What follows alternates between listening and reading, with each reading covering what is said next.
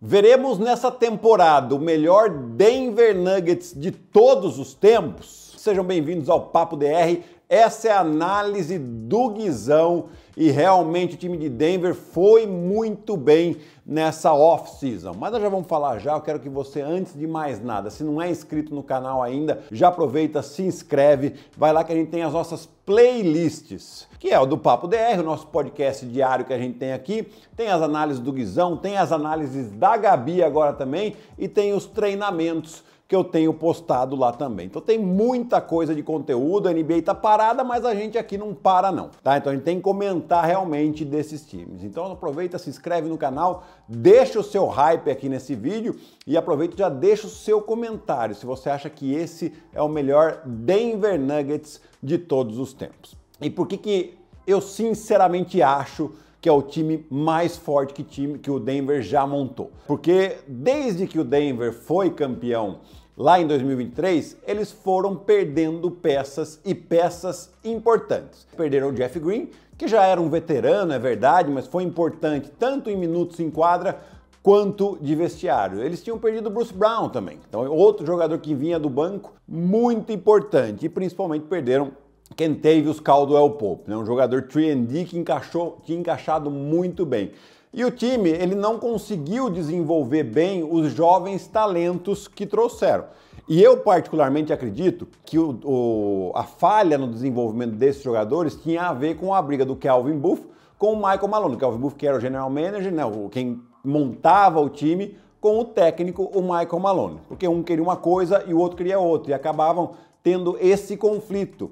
E os jogadores ficavam nesse meio termo aí, né?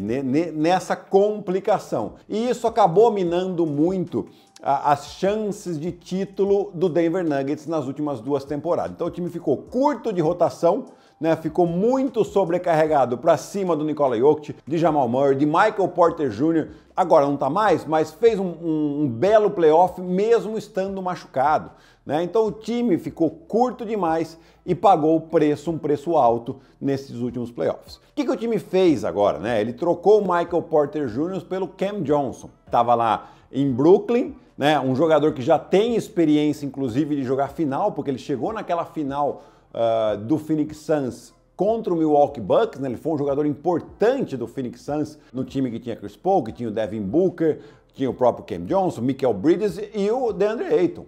Era um belo time e ele era, vamos dizer ali, a quarta, talvez a quinta opção ofensiva, que é uma função mais ou menos que ele vai ser utilizado aqui nesse time, né? Então, voltando lá, eles trocaram o Cam Johnson pelo Michael Porter Jr. Tem lá escolhas de draft, segunda rodada, primeira rodada, enfim, não importa isso. Mas o que importa é que Denver, com o contrato pesado que tinha do Michael Porter Jr., eles, pelo mesmo valor, praticamente, eles conseguiram trazer mais 4 jogadores, que é o Cam Johnson, o Valanciunas, que foi numa troca com o Dario Saric, tá? Então o Saric estava lá, também estava encostado, não estava jogando, e conseguiu essa troca. E na Free Agency, eles trouxeram de volta o Bruce Brown e o Tim Hardaway Jr., esses dois com contrato mínimo de veterano, né? Então eles incorporaram muito bem essa profundidade de elenco que faltava à equipe, né? Então hoje a gente consegue imaginar um time com Jamal Murray, o Christian Braun, que fez um belo playoff,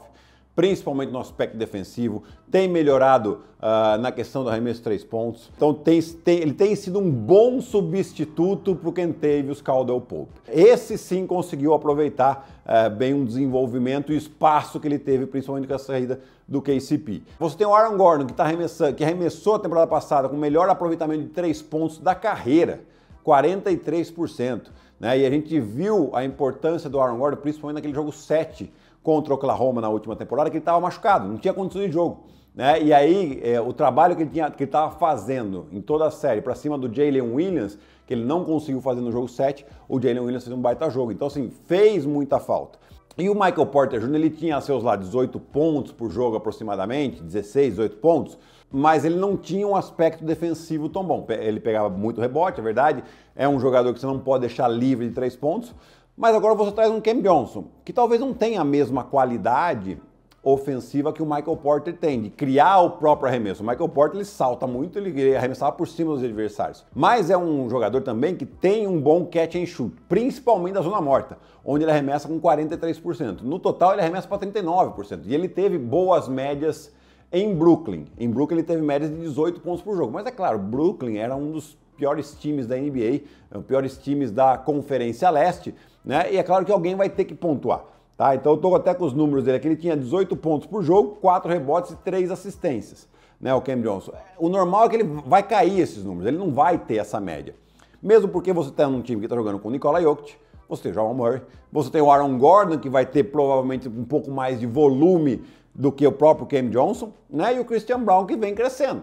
O Cam Johnson não é importante ele ter esses números, o importante é ele estando em quadra, é um jogador que você não pode deixar livre. Se a ajuda vier do homem dele, assim como era com o Michael Porter Jr., ele vai meter a bola. Né? Então isso abre mais espaço para Nikola Jokic, abre mais espaço para Jamal Murray, né? Que é importante ali. E isso também, esse fator aqui, vale também para o Tim Hardaway Jr.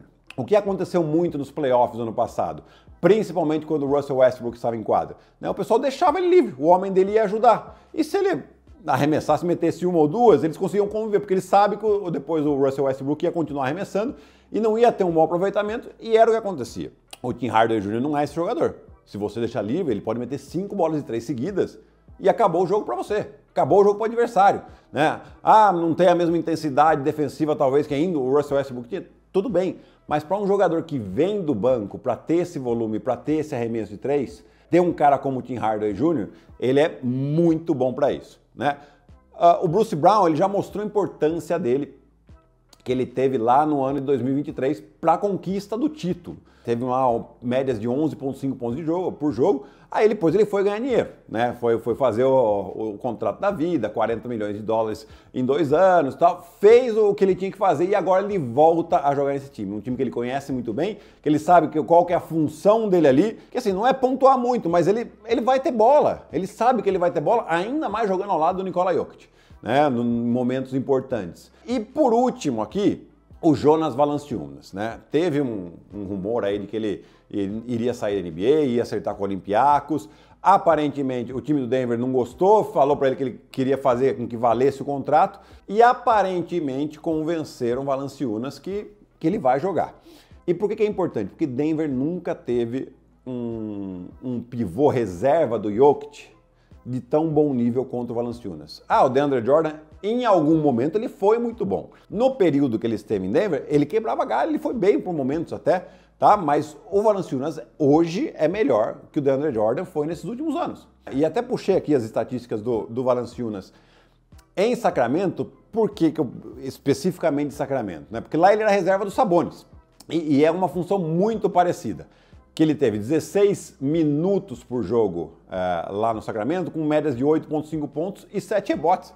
É exatamente o que precisa Denver, né? Porque tem uma diferença muito grande quando o Jokic está em quadra e quando o Jokic saía, porque não tinha esse backup importante, como eles vão ter agora com o Jonas Valanciunas. Então, assim, a gente está vendo aqui, hoje, aquele time titular que eu já falei, mais aqui os reservas. A gente tem Julius Stroughter e Jalen Pickett na armação. Tá? Eu acho que talvez na armação aqui seja um ponto delicado, mas você pode fazer de outras maneiras, você pode colocar até o Christian Braun eventualmente, né? Enfim, o técnico vai ter as opções dele. Aí você tem Tim Hardaway Jr., Bruce Brown, o Peyton Watson, que é um ótimo defensor e tem que começar a ganhar mais espaço.